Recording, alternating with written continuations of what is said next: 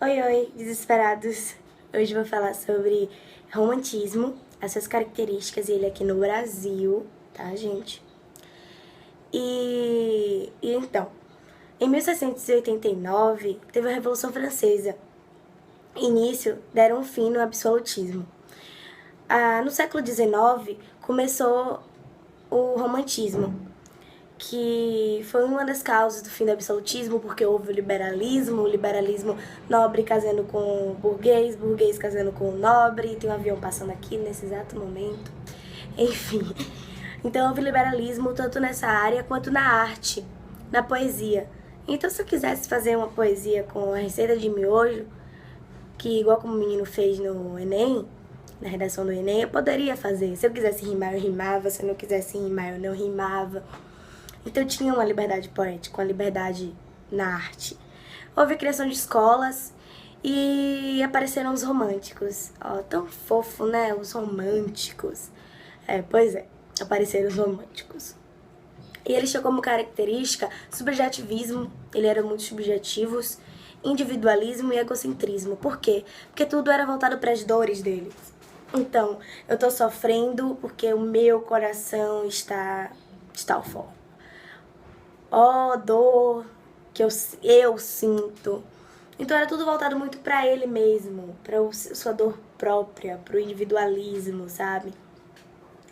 Outra coisa importante também é a fuga da realidade. Eles fugiam da realidade porque eles queriam tudo perfeito. Então eles imaginavam, eles idealizavam um mundo perfeito, como também idealizavam a mulher perfeita. E sempre queriam aquelas que eles não podiam ter. Isso queria criar uma vontade pela morte, porque eles achavam que se fossem parar no além, ou lá em cima ou lá embaixo, eles poderiam ter algo melhor, porque já que eles não podiam ter o perfeito aqui, eles achavam que no além ia encontrar algo perfeito, então eles queriam morrer, muitos deles morriam muito jovens, né?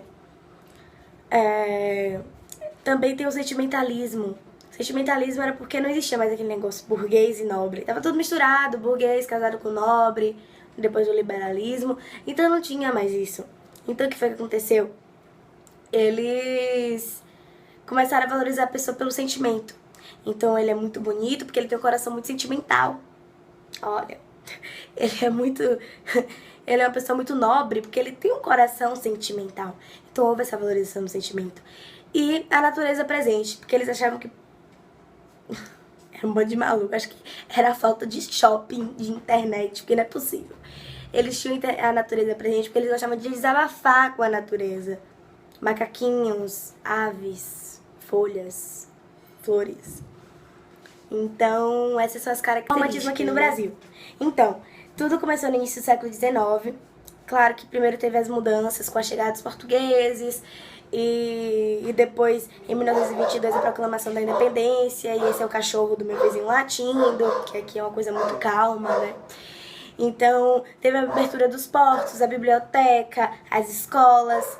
Então, depois dessas transformações todas, apareceu o romantismo, por causa justamente do indianismo, do regionalismo. Por quê? Porque eu sou brasileira, eu sou descendente de índio, consequentemente, então pra mim isso era um absurdo. Eu queria ser descendente dos europeus, eu queria ir pra Europa morar lá, até porque o Brasil só tinha mato, né, só tinha mato entre aspas, porque a maior parte daqui era mato, então eles não suportavam, não, eu quero ir pra Europa, lá tudo desenvolvido, tem rei, tem rainha, tem príncipe, então pra eles a Europa era o melhor. E apareceram os românticos nas suas poesias. Peraí, gente, senta aqui já, vamos conversar, não é bem assim que as coisas funcionam. Valorizem os índios com aquelas pinturas, com aquela bravura, sobrevivem com o que a natureza oferece. Então eles valorizavam os índios nas suas poesias, eram poesias nacionalistas, né, que incentivavam o amor pela pátria. A natureza também, os macaquinhos, valorizam os macaquinhos pulando pelas árvores.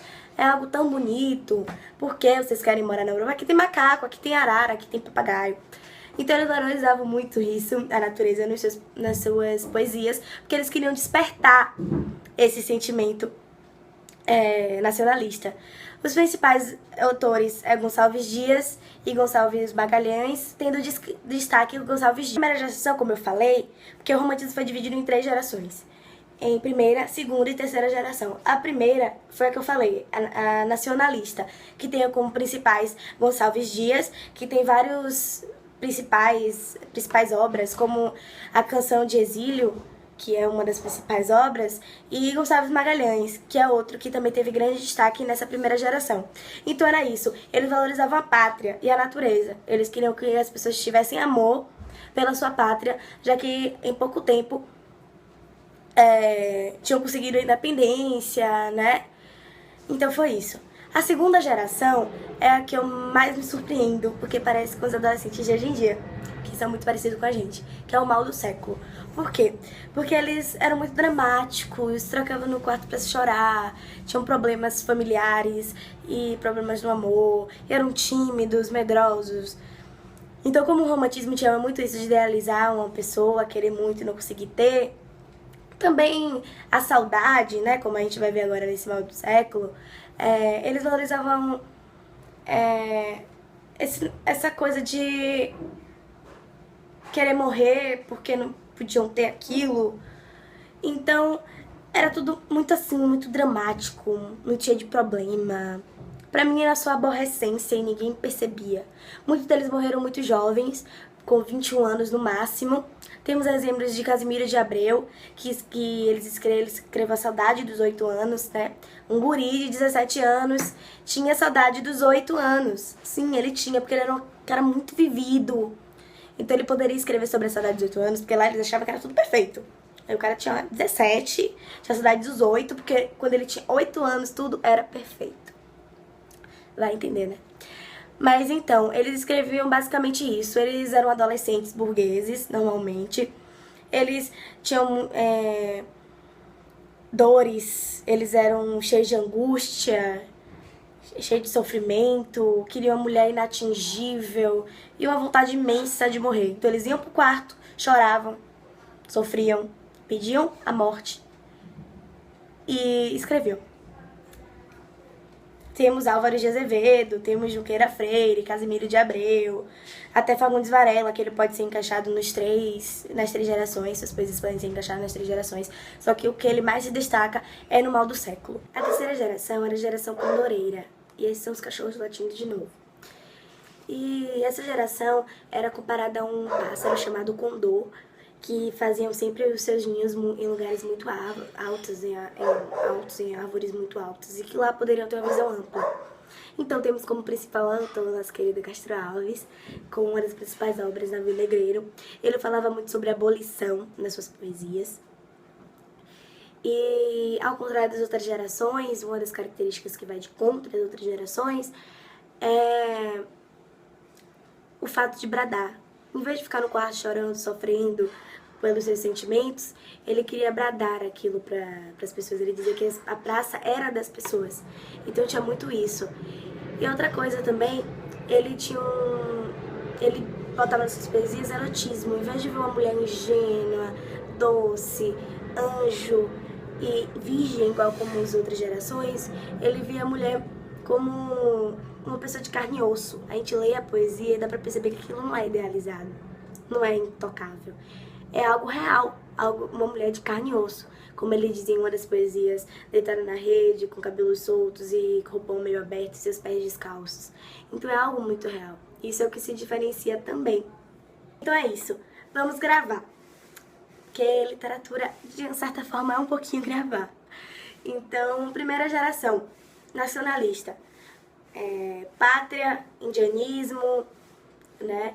Sempre voltado pro vamos salvar os índios, não sinta vergonha de morar no Brasil, regionalismo, vamos conversar com os macaquinhos, pular na selva junto com eles. Brincadeira, gente. Mas é basicamente isso. Segunda geração, mal do século. Bando de aborrecente com problemas sem causa, revoltado sem causa, falta de internet, poderia ser também. Então vamos falar assim, angústia, muitas dores, chorando no quarto, escrevendo poesia, idealizando uma mulher que não pode ter, morrendo sempre muito jovens. E terceira geração, a geração condoreira, querido Castro Alves, né? E lembrar que a geração condoreira era diferente das outras porque ele queria bradar para as outras pessoas em praça pública sobre o que ele queria, sobre o que ele pensava, de um ato heróico, sempre sobre o abolicionismo, principalmente, né? E que as poesias dele viam a mulher como de carne e osso. Eram poesias de amores que se concretizam. Então é isso, galera. Alice disse literatura pra vocês. Beijo.